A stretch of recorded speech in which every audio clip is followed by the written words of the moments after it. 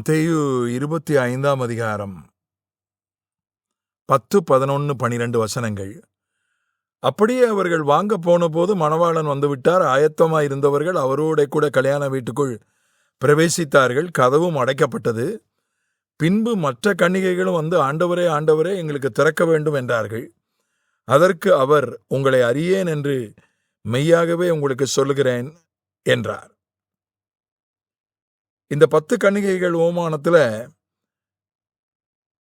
சில விஷயங்கள் கொஞ்சம் விசித்திரமாக இருக்கிறது.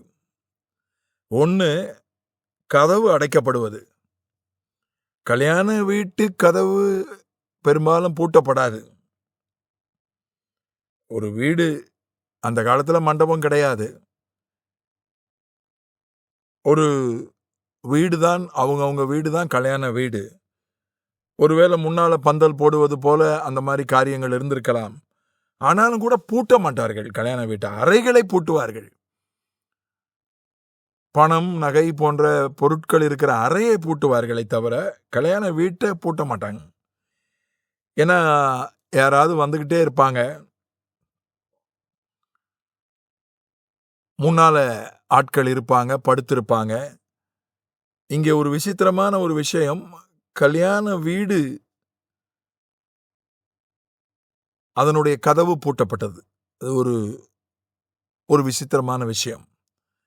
ரெண்டாவது விஷயம், இந்த 5 கன்னிகைகள், புத்தி இல்லாத கன்னிகைகள், ஆயத்தமாயிராத கன்னிகைகள், எண்ணெய் தீர்ந்து விட்டதுனால கடையில போய் எண்ணெய் வாங்கிட்டு வந்து அவர்கள் கதவை தட்டுறாங்க. கதவை தட்டும்போது என்ன சொல்றாங்க? ஆண்டவரே, ஆண்டவரே என்று சொல்கிறார்கள்.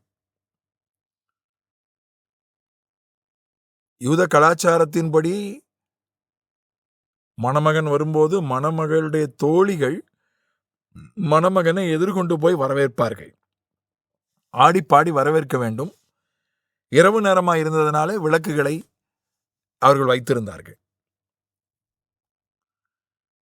மனைவி அல்லது மணவாட்டியினுடைய தோழிகள், தன்னுடைய மனைவியினுடைய தோழிகள், மனைவி கணவனை ஆண்டவனே என்று அழைப்பதில் ஆச்சரியமில்லை. ஏன்னா சாராள் ஆபிரகாமை ஆண்டவனே என்று அழைத்ததாக 1 பேதுருவிலே நம்ம வாசிக்கிறோம்.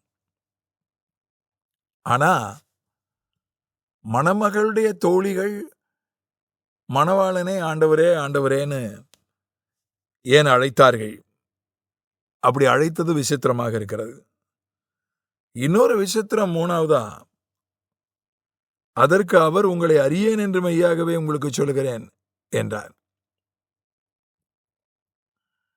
மணவாளன் திறக்கலைன்னா கூட பரவாயில்ல, ரொம்ப களைப்பா இருக்கு, பிரயாணம் பண்ணி வந்திருக்கிறோம், இப்போ வந்து கதவை தட்டுறாங்க, திறந்தா எல்லாத்தையும் பேசணும், ரொம்ப களைப்பா இருக்கு, நான் தூங்குறேன்னு இருந்தா பரவாயில்ல. நான் தூங்க போறேன், ரொம்ப களைப்பா இருக்கு, தயவுசெய்து காலையில பார்க்கலான்னு பதில் சொல்லியிருக்கலாம். அதுதான் இயல்பான பதில். ஆனால் அந்த மணவாளன் என்ன சொன்னார்? உங்களை அறியேன், உங்களை எனக்கு யாருன்னே தெரியாது என்று. ஒரு விதத்தில் அது உண்மைதான். ஏன்னா மணவாளன் மணவாட்டியினுடைய தோழிகளை சந்தித்திருக்க, அறிந்திருக்க வாய்ப்பில்லை. நேரில் வந்து ஆடி பாடி இருந்தார்கள் என்றால், ஓஹோ, மணவாட்டியினுடைய தோழிகள் ஆடி பாடுகிறார்கள் என்று தெரிந்திருக்கும். கதவு பூட்டியாச்சு. கதவுக்கு அந்த பக்கம் இருந்து நாங்க பொண்ணுடைய தோழிகள் வந்திருக்கோம்னு சொன்னா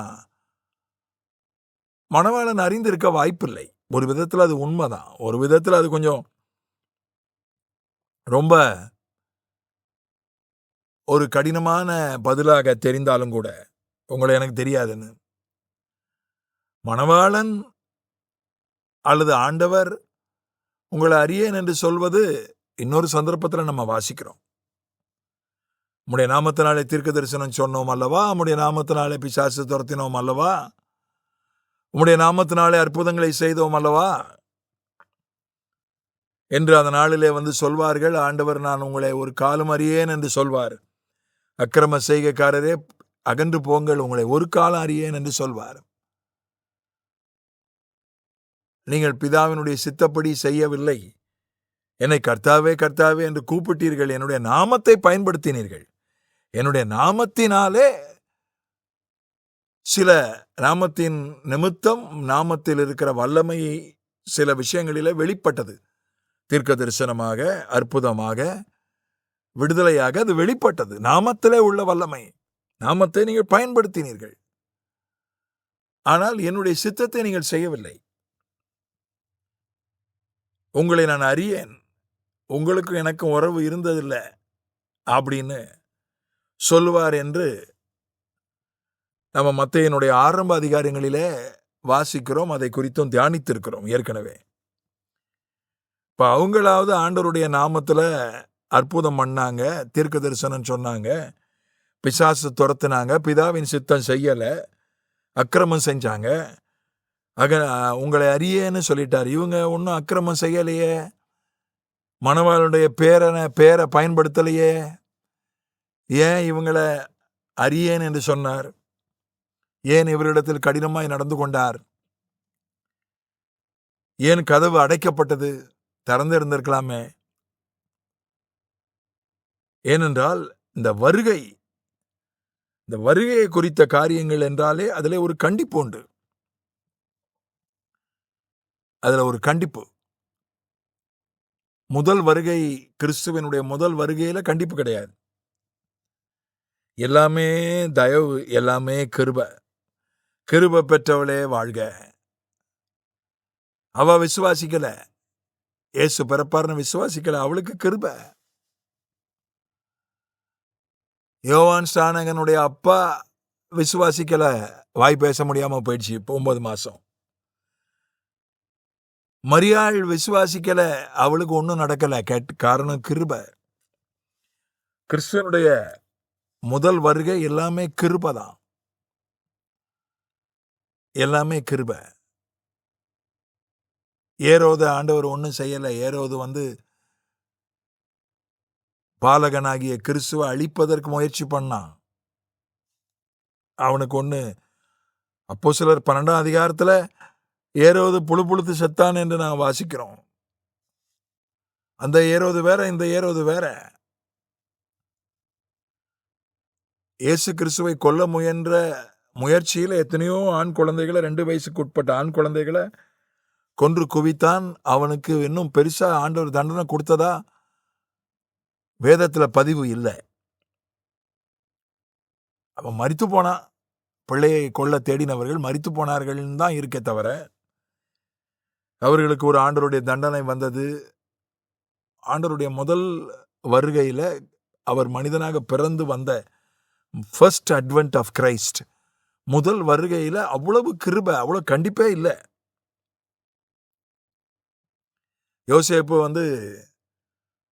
மரியாளை தள்ளிவிட வேண்டும் என்று நினைத்தான். யோசேப்போடு ஆண்டவர் பேசினாரு. ஒன்றும் கண்டிக்கல, கடிந்து கொள்ளல, பேசினார், அவ்வளவுதான். பேசி அவனை மனசை மாத்தினாரு. சாஸ்திரிகள் திசை மாறி ஏரோதுகிட்ட போனாங்க. அவங்களே ஆண்டவர் கடிந்து கொள்ளல. அவ்வளோ தூரம் நட்சத்திரத்தை பார்த்து வந்தவங்க ஊருக்குள்ள வந்தவன நட்சத்திரத்தை விட்டுட்டு அரண்மனைக்கு போயிட்டாங்க. ஆண்டவர் கடிந்து கொள்ளல. இதெல்லாம் நம்ம பார்க்கிறோம். ஒரு கண்டிப்பு அங்க இல்லை. ஆனா 2வது வருகையில எல்லாம் கண்டிப்பா இருக்கிறத பார்க்கிறோம். கதவு மூடப்பட்டது. உங்களை தெரியாதுன்னு சொல்லிட்டாரு. இப்போ இருக்கக்கூடிய அந்த ஹைப்பர் கிரேஸ் என்று சொல்லக்கூடிய உபதேசத்துல ஒரு பிரச்சனை என்னன்னா, அவர் யாரையும் நரகத்துல போட மாட்டாரு. நரகமே கிடையாதுன்னு ஒரு கூட்டத்தார், அதுல ஒரு கூட்டத்தார் நரகமே கிடையாதுன்றாங்க. அன்புள்ள ஆண்டவர் எப்படி நரகத்துல போடுவாரு? அவர் அன்புள்ளவராச்சே, மன்னிக்கிறவராச்சே, எப்படி நித்திய அக்கினி? அது நித்திய அக்கினி கிடையாது. சிலர் சொல்றாங்க நரகத்துல போடுவாரு, அவ்வளவுதான், அதோட எரிஞ்சு போயிடுவாங்க.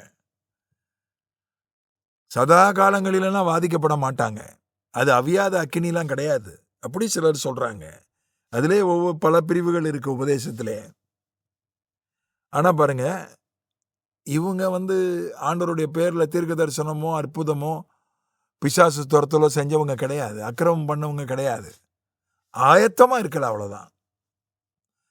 அவங்களுக்கு கதவு பூட்டப்பட்டது. உங்களை அறியேன்னு சொல்லிட்டாரு, ஆண்டவரேன்னு வேற கூப்பிடுறாங்க. ஒரு பெரிய கண்டிப்பை நாம் பார்க்கிறோம். 2வது வருகையில அது சம்பந்தமான விஷயங்கள்ல ஒரு கண்டிப்பை பார்க்கிறோம். ஆகவே ஆண்டவர் 2வது வருகையில எப்படி வேணா இருக்கலாம், ஒரு மனது உருகிருவாரு, கிருபையா இருப்பாருன்னு நம்ம ஏமாந்துடக்கூடாது. அவர் கண்டிப்பாக இருப்பார்.